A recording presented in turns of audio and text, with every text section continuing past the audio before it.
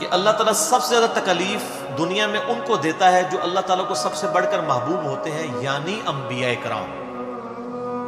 یہ آپ نے فرمایا کہ نبیوں پہ سب سے زیادہ تکلیف آتی ہے۔ اس کے بعد آپ نے یہ نہیں کہا صحابہ پہ آتی ہے، آپ نے کہا ان کے بعد ان پر جو اللہ کو نبیوں کے بعد سب سے بڑھ کر محبوب ہوتے ہیں۔ اب کئی صحابہ ہیں، انہوں نے پوری زندگی لگژریس لائف گزاری ہے، کئی نے تکلیف اٹھائی ہے، اور آج بھی کئی لوگ ایسے ہیں جو لگژریس لائف گزار رہے ہیں، کئی تکلیف اٹھا رہے ہیں۔ یہ اب اللہ کو پتا ہے کہ کس نے کس قسم کی تکلیف اٹھانی ہے۔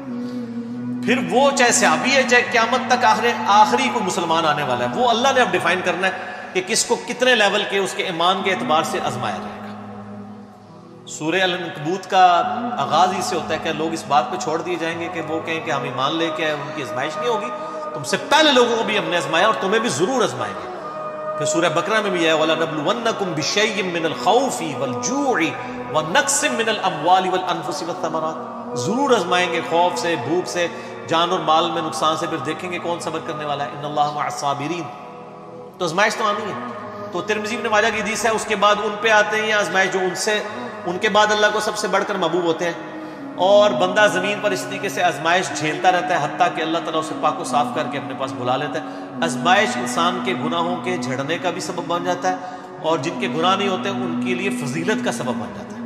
بخاری مسلم میں حدیث ہے، کسی مسلمان کو کوئی دکھ، درد، اندیشہ بھی پہنچتا ہے، ذہنی ٹینشن بھی، ٹینجیبل نہیں، نان ٹینجیبل چیز، حتیٰ کہ اس کے پاؤں میں کانٹا بھی چوٹ جائے، اس کے بدلے بھی اللہ اس کے گناہوں کو معاف کر دیتا ہے، اس کے درجات بلند ہوتے ہیں۔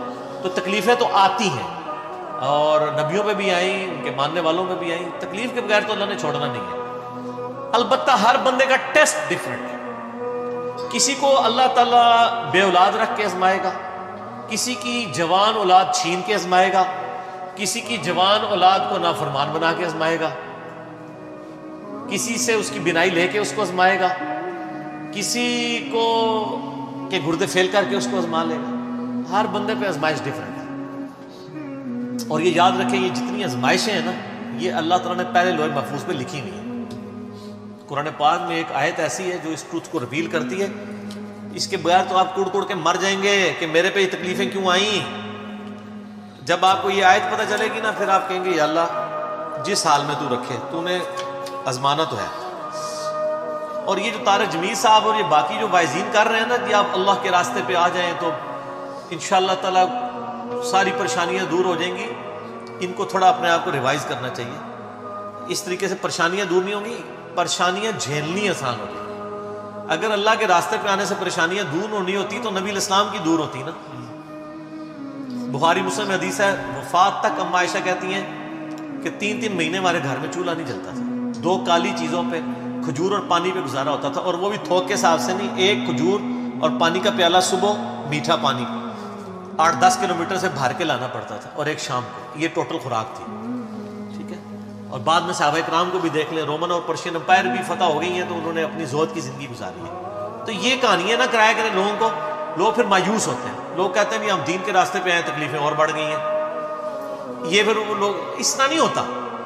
ہاں اس لیے کہا کہ فی الدنیا حسنہ مانگو اور آخرت میں حسنہ مانگو۔ حسنہ کا کیا مطلب ہے کہ رزق کی فراوانی ہو جائے گی؟ نہیں، جس حال میں آپ خوش ہو جائیں گے۔ جو صحیح مسلم میں حدیث ہے، ہمیشہ اپنے سے نچلے والے کو دیکھو، یوں تمہیں قناعت نصیب ہوگی، اللہ کی نعمتوں پہ شکر کرو گے۔